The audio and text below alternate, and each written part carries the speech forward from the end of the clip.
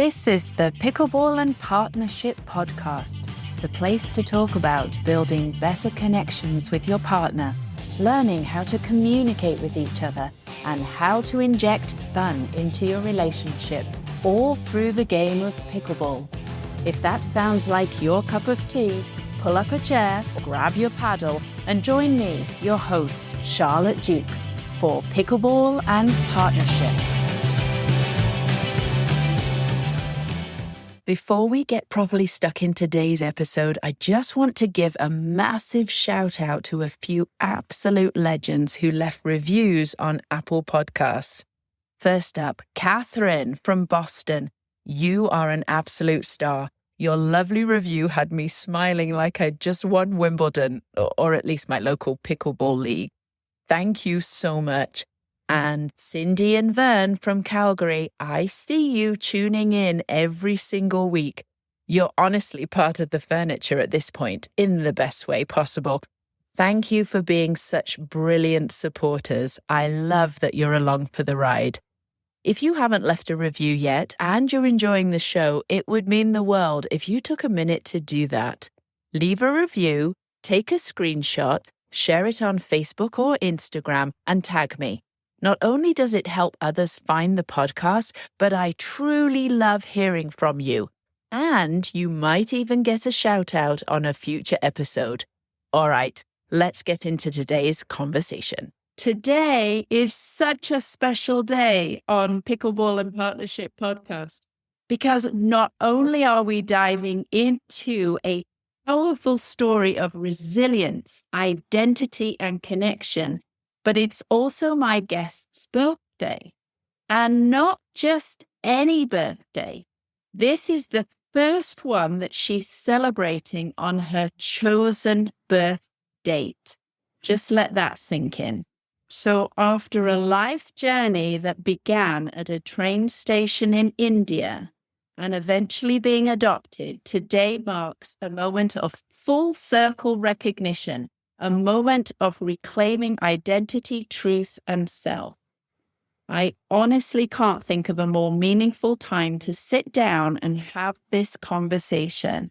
So just before we dive into everything, let me just say, happy birthday, Shabana. Thank you. I won't sing for you because my singing is not that great. I am so excited and I am so honored that you are here today on your very first podcast interview. So it's a first for so many different reasons. And it's your chosen birth date. And you have chosen to spend this hour with us. So thank you for that. Well, thank you so much for having me. That's such an honor. We have so much to dive into, so much to unpack. I am so intrigued, and I know our listeners are curious. Oh my gosh, where do we start? Do we start with pickleball? Because obviously you play pickleball, or you have played pickleball, so I want to hear about that. But I also take us back to that train station in India, if you will. Yes, I will. Okay. So story has it that my brother and I were found at a train station at a very young age. I was 2 and he was 4. And we look around and we are separated from our parents. Thankfully, a police officer found us and could not locate any family. So he put us in an orphanage. And from that, eventually, we get adopted and we come to the United States and we got to stay in the same family. So that was amazing. And we grew up on the East Coast. Oh my gosh. Can I just take a moment there? Because, wow, that's a lot. That's incredible. Can I ask, do you remember that day? I don't have any memory. It was just what the police officer had gathered from the situation that he had told the orphanage. And that is our beginning story. I remember like bits and pieces like from the orphanage, but really I just turned 40. It was so long ago and I was the younger one at the time. So I take it as that is a story that was told and here we are. Mm-hmm. Yeah. Wow, that's incredible. Do you know how long you stayed at the orphanage?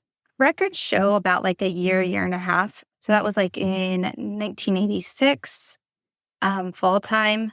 Because when we got to the orphanage, they just gave us birthdays because we didn't know our birthdays. And then obviously they look at like our dental records and our body and our shapes and stuff. And they kind of just said, hey, this is how old you are. This is the year you're born. Here's your birthday kind of thing. So you just accept what adults say at that age. And on all like legal documents, my birthday is September 22nd, 1984. Do you recall being in the orphanage at all, or was it after that time? Back in, I think it was like 2016, a movie came out called Lion, and it was about a boy that was at a train station and gets separated from his brother and then ends up finding his way to an orphanage. That's based on a true story. But basically, when I saw that movie, it reminded me of my story. I feel like I've been so busy in my life. I've never taken the time to go back to India and like discover my roots. And then, so that triggered all my thoughts back in 2016. And then just this past February, I ended up going to India and going on like this amazing like tour. And then at the end, we saw the orphanage and we got to see all of it and just sit there and be with the executive director there. And it was such a full circle moment of like, oh my gosh, I have been so loved and so held and so cared for all these years. And it was just so many tears for me for at the orphanage and stuff. When you saw the orphanage, when you went back to India earlier this year and saw the orphanage where you were taken to, describe that for us.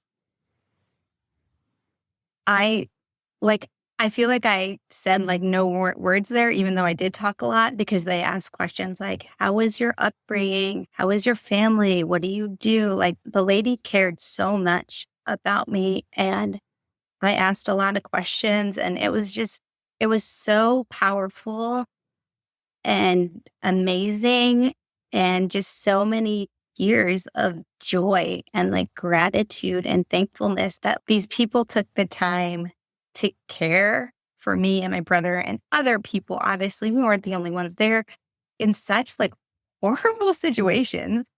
And they took the time to love us and care for us. And a lot of the work they do at this orphanage is they have a bunch of social workers and they try so hard to reunite kids with their parents. And they talked a lot about that when we were there.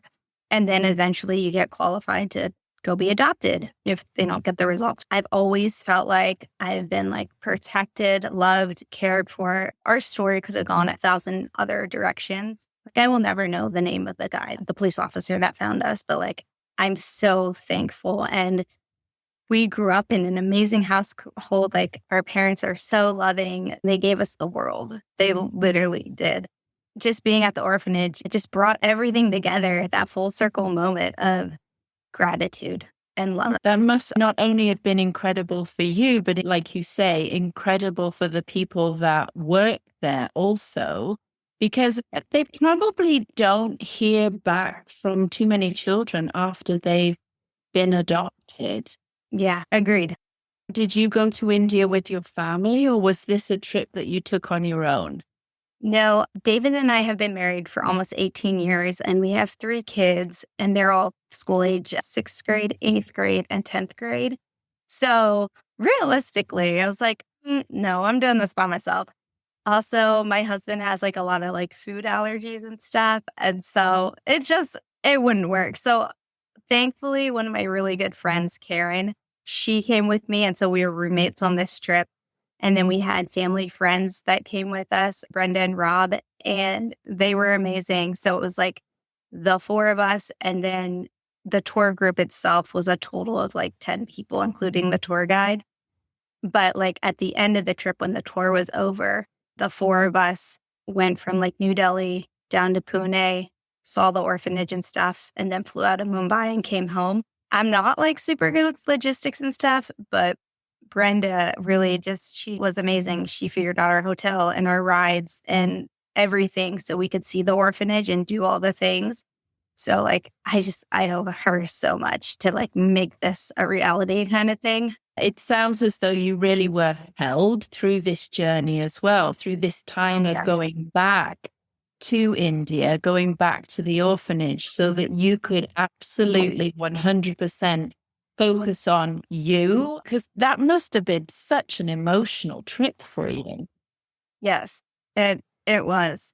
It was so amazing. Like, just to be there and like see all the people around you and they look like you and you're not like the odd person out. And then to think like, oh my gosh, my life could be completely different.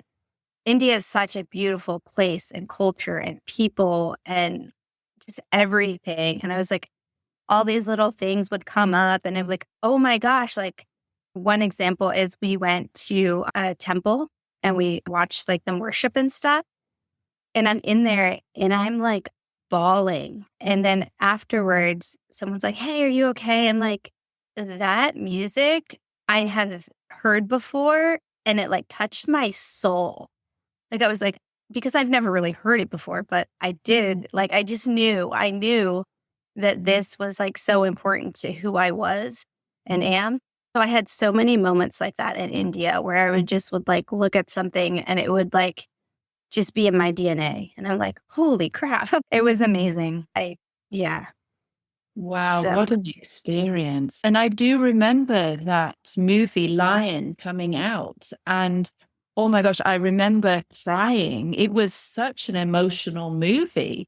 So I can't even imagine what that was like for you to watch that and know that your journey was quite similar to that. yeah, it was intense. It was really intense. And at that time, my kids were younger ages. So it really like, oh my gosh, like I just want to know more of who I am and where I come from. And that was a big part of sparking my trip back to India and seeing everything. So, Do you mind me asking about how you feel about your birth parents? I have done a lot of work on myself. And honestly, that's how I feel like I am the way that I am because I've done a lot of inner work healing and I know there's always more to do. I just obviously I don't know them. I've never like have found them or anything like that, but like I love them so much and I know that they were just dealt a really crappy hand and it is what it is and I forgive them. My life turned out amazing. So I got a great a great deal out of the deal, but I know if they're out there I I have like this sense that my mom is still out there. I'm not sure about my dad, but I know that like my mom is still out there. And I know like sometimes I'll just close my eyes and connect with her and send her love. I have a sense of peace. I think whatever happened, I don't think she was aware of it. I think it was something like somebody, whether it was a father figure or an uncle or something, I think it was one of those, it just happened. And then she was just like, wait, what? Like, that's how I choose to interpret the story. But no, I'm not angry. I'm not mad. People make poor choices when they're in hard situations. And I know I come from complete poverty. I think of like dirt floors and huts and like dogs running around. I think of just like the worst of the worst. But we all have to start somewhere and it's all a choice. So I choose to believe that I love them. And you've been given, really, truly, they gave you such a gift. You mentioned that. And you bring up a different perspective, an intriguing angle that actually your parents may not have been aware of the situation. It may have been out of their control. But it's interesting that you have a sense of what happened and that you feel that connection to your mum. I can relate to that from my perspective because my mum passed a long, long time ago, but I still feel that connection. And I feel like as women, we do have that connection with our birth mum, whoever gave birth to us, whatever the situation, whatever the circumstances. I mean, she gave us life. Yeah, that's beautiful what you said. Thank you. Yeah. So, Shabana, I met you actually just a few weeks ago and got to hear little bits of your amazing story. And I was so attracted to your energy. You just exude this energetic, this light. You really light up a room and you really shine. When we met, we were actually at Kathy Heller's Bloom Retreat. And something quite extraordinary happened to you while we were at the retreat. Do you want to share that? Yes, of course. Okay. As we started this podcast, we're talking about how today is my chosen birthday. Today is April 22nd. And during the retreat, on the first day we were there, we were on the second exercise that we did. It was called I See the Mystic in You. And Kathy had given us like 10 different things to say. And we were supposed to find a partner, look into their eyes, and say what was on the paper. And I just felt in my spirit, I was like, I'm going to ask Kathy. Why not? And so, me being me, I like in my head, I was like, she's going to reject me and say no, and that's okay. But the point is that I tried. So she's like, okay, go ahead, find a partner. And I want you to find a partner that you have not worked with before. So then I was like, I'm going to ask Kathy. So I get up and I walk over to the stage where she's sitting and I was like, hey, do you want to do this exercise with me? And she's like, no, I think you should find somebody else. And then I said, okay, well, if you change your mind, I'm here. And she's like, okay, F it, just come up on the stage. So I was like, okay. So I sit down and I was like nervous, of course. I'm like, she's like my celebrity crush or whatever. But she's like, okay, I'll go first. So she went first and then I went. And she's like, you don't have to look at your paper. Like, F the notes, just speak from your heart. And I just spoke what was on my heart and what I saw in her. And we're both crying and stuff. And then at the end, her first question is, when is your birthday? And I'm like, it's like, it's kind of a long story. Okay, I'll tell you. I was like, my birthday is September 22nd. It's the birthday I was given at the orphanage. And then I ended up telling her just real quick, left at a train station, was found by a police officer, put in an orphanage, get adopted, grow up on the East Coast kind of thing. Now I live in Washington, I'm married and I have 3 kids kind of thing. So I got to share that story with her. And then at the end of that conversation, she basically said, it would be so neat if you found an oracle and they could just tell you like when your birthday is. So I was like, oh, maybe that will happen. I'm open to possibilities at all times. So the next day, Alexander Cole came in and talked about human design. And so, of course, I'm like, okay. So I asked her, I'm like, I don't have a birthday. So what do I do? And she's like, just listen to the different groups and decide which group like resonates the most with you. So I'm like sitting at the table by myself in this crowded room of all these empty tables, and everybody's like popping and going into the 4 different categories that we had showed for human design. And then eventually I was drawn to one group. But then when we were doing the descriptions and learning more about human design, I resonated more with the manifesting generators. So I felt during that time I had received what my new birthday was or my chosen birthday. And I just kept it in my heart. I didn't want to tell anyone. And then that evening when we were done, one of the other ladies that I didn't know very well was like, hey, do you want to like go out to dinner? Just like you and me, something like low key. I was like, yeah, that sounds amazing. I was like, but I have to invite my roommate. So it was the 3 of us. And the 3 of us just chat from like 6 p.m. to like 11:30. And towards the end, the 3 of us had gone back up to her room because the restaurant was closing. So we went to her room and she pulled cards for us. So she was pulling us cards and stuff. And then I'm like, wait, are you an oracle? And then she's like, yes. I'm like, okay, tell me my birthday. And she's like, I think you already know. I was like, okay, but I want to hear someone else say it because I still hadn't told anybody the date I had decided. And so she says April 22nd. I'm like, oh my gosh, yes, April 22nd. And then my other friend that was in the room, Natalie, she's like, that's what I was thinking too, but I didn't want to say it. And so we just decided together that April 22nd would be my chosen birthday. And how fun is that? I get to celebrate 2 times. I should be celebrating all year long, but 9/22 and 4/22 are the days I'm recognizing for my chosen birthday. The synchronicities are just unbelievable, aren't they? We honestly have no idea.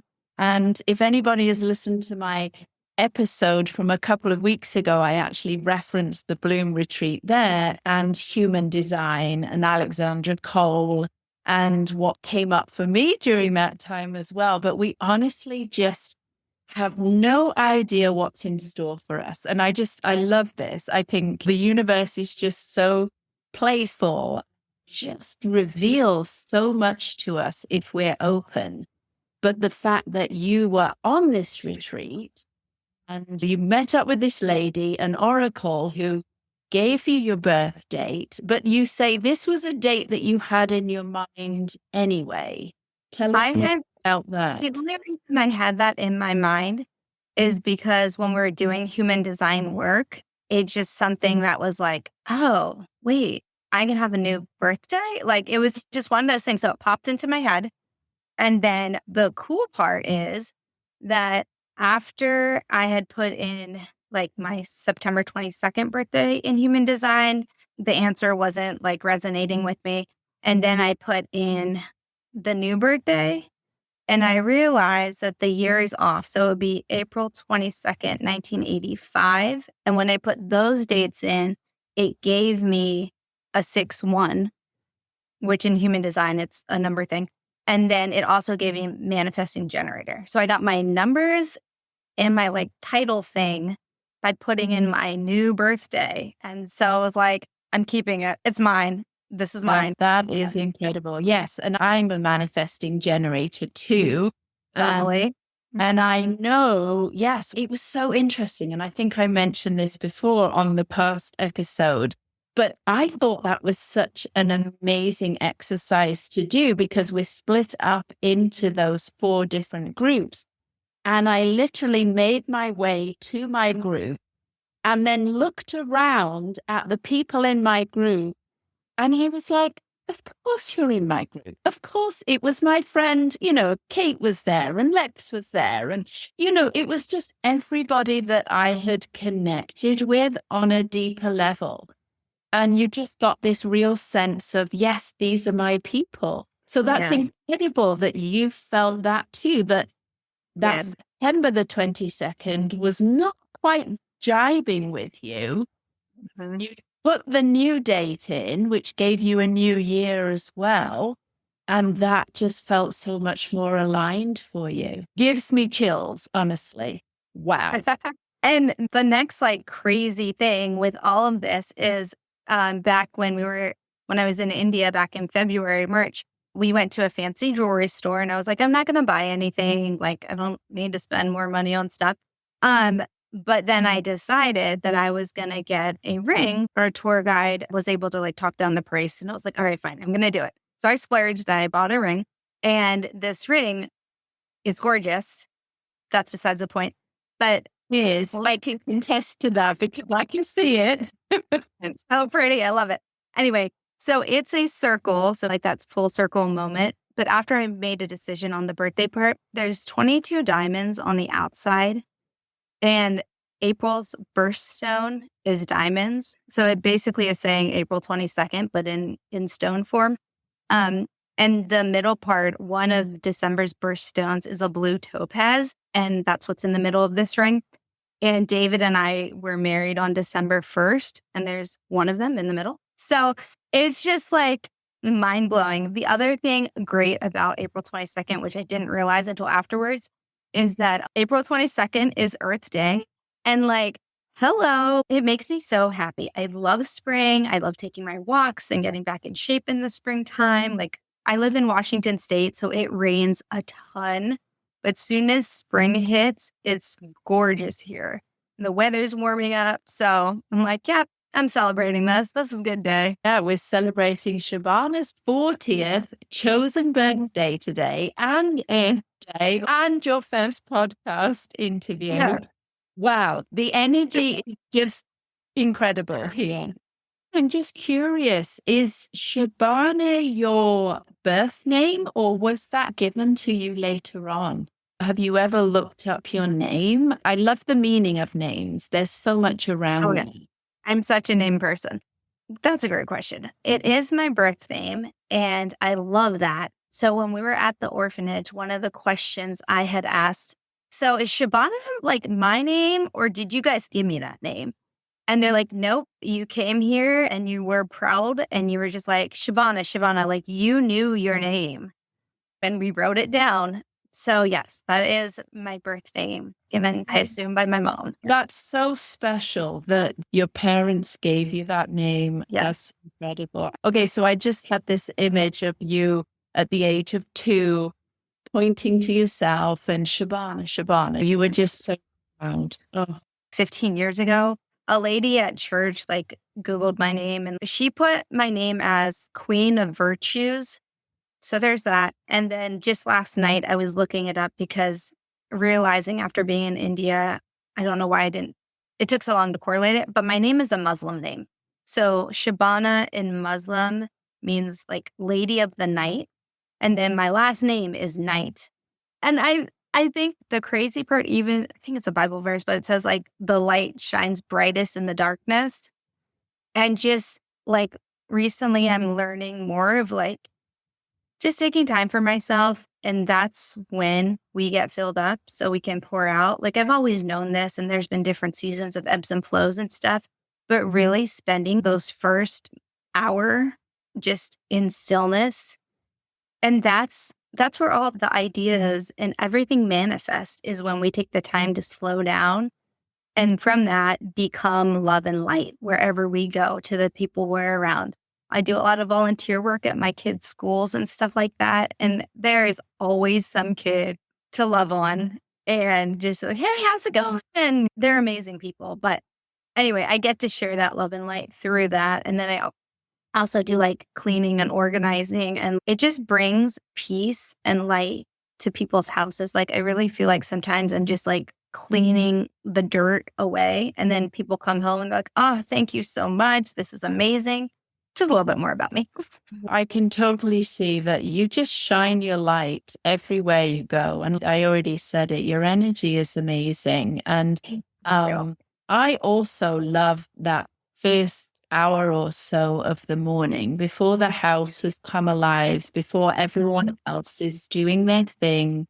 My husband is still lying there snoring next to me. And I know Kathy Heller, she also talks about this, that sacred hour. And I take that time every morning to really connect to myself and to connect to the divine, the universe, to connect to that energy. I love it. It's a really nourishing time for me to be able to connect with myself. But I also love the analogy of thinking of myself as a candle. Because when a candle lights other candles, the original candle does not diminish in any way. And I think, as a nurse for 37 years, I've always felt as though giving to other people took a little bit of me. But in actual fact, when we're really nourishing ourselves and we're really connecting to who we are, and that's why I love that sacred time every morning, the energy is infinite. We have so much to give. And I really see that in you. I know we're over Zoom. I know we're not in the same place, but I really feel like we are. Your energy is really so giving. And I bet the kids just love you to pieces. They do. It's so fun. Yes. I'm curious because you touched on this a little bit, and I think people, maybe your story is really resonating with them. And you mentioned that you have done a lot of work on yourself. What helped you heal? Or not that you were broken, but what helped you really create that strong sense of self? Honestly, I think it comes back to being placed in such a loving household. Like my adopted parents are amazing. They, like I said, they gave us the world. They didn't spoil us, but they taught us and they loved us and they accept us exactly who we were. And they've always been so supportive with anything and everything. And I mean, I really feel like it was the environment that shaped us to be who we are today. And I also think, I don't know where I get it from, but I've always been that like happy go lucky, my cup is overflowing type of person. And granted, I've had my dark seasons. We've had hard times in our marriage and we've had so much, but I just choose that everything is going to work out. And I trust myself. I trust the universe. I trust God that no matter what, it's going to be okay. And I've always had that. And I always just choose to see the light in any situation. I hope that answers your question. Yeah, absolutely. It does. I think that trust is huge. I love that you said cup overflowing, because I think when we can really see those moments in our life, and there are so many of them, even from the fact that I woke up this morning and I woke up in my bed, which is comfortable, and I woke up warm, and I woke up next to somebody who I love dearly, who dearly loves me, all around us. And I think when you can really tap into that you have no choice but to see what's just amazing and what the universe provides for us on a constant basis. Absolutely.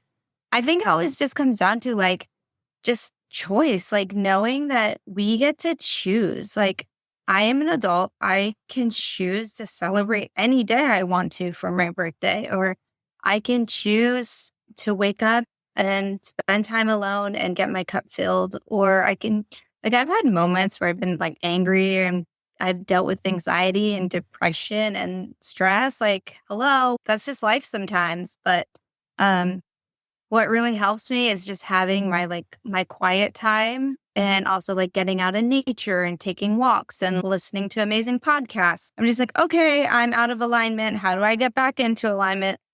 This is what I need to do, and it works for me, kind of thing. I just started again waking up early and spending time alone. It's only been like a week. Prior to this, I would always have like bad dreams and nightmares, and I'd just like wake up and be anxious and be running out the door. And I'm like, my life is crazy. What am I doing with myself, kind of thing? Just lots of disorganization. But then I just decided, I was like, the people that are successful, like Mo Robbins and Kathy Heller and all these amazing people, they choose to find time in their day to get still and get quiet, get the download and take action. And I was like, I can take lots of actions and sometimes I get downloads, but I need to get still. And the only time I can get still is first thing in the morning at like 5 a.m. So I just told myself, like, body, if you want to spend time with me, you have to wake me up. I am not going to set an alarm. And so the first day I wake up at like 4:40, and the next day it's like 4:30. The next day it's like 4:45. And I'm like, okay, I'm doing this. And then it was actually just on Sunday. We stayed up late Saturday night, and then Sunday was Easter. And I was like, oh, I really hope my body like lets me sleep in. Nope. It woke me up at like 4:50, and I'm like, oh. And then I was like, then I had like fear of like missing out. And I was like, I'm going to get up and I'm going to spend time with myself, and it's going to be a great day. And it was. So if my body decides not to wake me up, then I'm just going to be like, okay, then I'll just wake up later. For the past 7-8 days, it's waking me up and I'm doing the thing. And I'm just so happy. It's just like, I have so much more energy, and I have no more bad dreams, and I have less anxiety. And it's just like, oh, this is what works. What an empowering practice. You've inspired me. And I love that you said to your body, okay, make this happen. And it's happening for you. And here you are now having that quiet space. You've inspired me to get up when I wake up at 4, whatever it is in the morning. Yeah. It's a message for me to actually, get up at that time. Awesome. I love that. Before we go, we have to touch on pickleball. And I know I could talk to you, oh my gosh, Shabana, all day, but you have birthday celebrations to go to. I know you have so much more to do. than talk to us on your birthday. But just briefly, how did you discover pickleball? What drew you to the sport? Tell us that story. Oh, I love it. So it was like Christmas 2022. Grandma had given our family a set of pickleball and like the net and the balls and everything. But I had heard about pickleball, so I'm definitely more recent to the game. And I remember just the five of us going to the court and just playing and stuff, and just how like fun and free it was. And it just reminds me of just that metaphor of life. Life is a game, and you're meant to have fun, and you're meant to enjoy it. And it doesn't have to be stressful and rigor and who's winning and who's doing this. It's like just enjoying being more present and being off of our phones and connecting with the people around us. And it's a great sport. I just learned this last night. It's a combination of tennis, badminton, and I think like ping pong or something. I grew up playing those things like with our family and stuff. So it only makes sense that, of course, I like pickleball. Duh. So, yes, it is really, really great. And I have one other thing to share, if that's okay.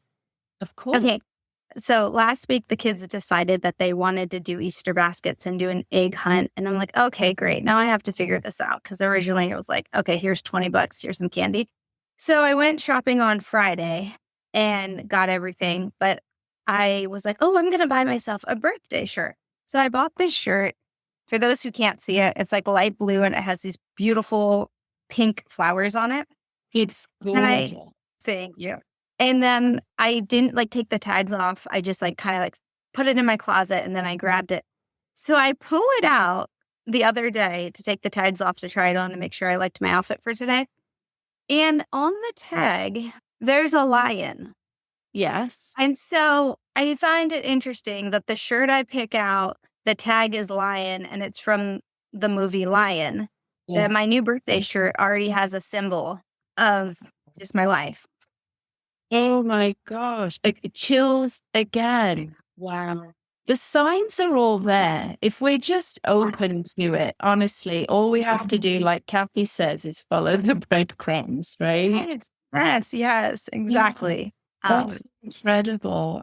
You have shared so much. It was just, like I say, you have to come back on again because I feel like we have more to talk about, more pickleball to talk about. I love that you play with your children. I keep saying this, pickleball is for everyone. If there's anybody listening who's like, well, shall I play or shan't I? I don't know if the kids would like it. Just go try it. It is so much fun. And I love that you said it should be about play. It should be about fun. I don't think we do enough of it. Just leave us, Shabana, if you will, with some words of wisdom. If there is somebody out there who's listening, who perhaps really resonates with your story in some way, they're going through some kind of journey themselves of maybe disconnection or unknown identity, what would you say to them? I'd say lots of things, but I think it comes down to, and I'll read this and see what resonates, but it says, just know that you are amazing. You've got this. You heal people with your words. Yes, it's a powerful story, but you never are stuck in your story. You always have choice. I think it comes down to like, regardless of what life has been given to you, you always have a choice to rise above. You don't need to stay stuck in your story. I mean, for years, I did stay stuck in my story of being like abandoned, left alone, unwanted, like all the things. And sometimes I get triggered and I fall back, but it's a choice to get up and move forward and say, no, that happened. And this is how I'm moving forward. And this is how I can show somebody love. I've always been a person that if we're in a group of people and there's somebody like standing by themselves or they look like, oh, I don't belong, I always go up to them and say, hey, do you want to sit with us? Hey, I have an extra seat. Because I don't want people to feel alone. And it breaks my heart when I see people and kids alone. And because I have felt alone a lot of my life. But at the same time, because I know the feeling, I can relate to people and bring them in and connect them. I love connecting people. And then also find time during your day, even if it's 5 minutes, just to be alone so you can feel good. We weren't meant here to be on this earth just to feel like crap all the time. Like, as mothers and wives and humans all together, like all the things, like spend time alone and go play pickleball and have fun. On last week's episode, I think it was, I interviewed the head coach of a new pickleball facility here in Calgary, which was amazing. And he said loneliness is huge. I think there are so many people out there who do feel lonely and they feel like they are alone. And Sumit said, I have never had so many friends. And it's true. You go and play pickleball, you're having fun, you're not sitting on the couch feeling sorry for yourself, you're active and you're connecting with people. So yeah, what more is there? Shabana, Exactly. so much. You are an amazing person. You have so many amazing stories. I feel so honored to have shared part of your chosen birthday with you. It's an honor to have met you. And I would love to extend the invitation. Please do come back on the podcast at some point. I would love to chat with you some more. Awesome. Let me know when you have a spot. I'll be there.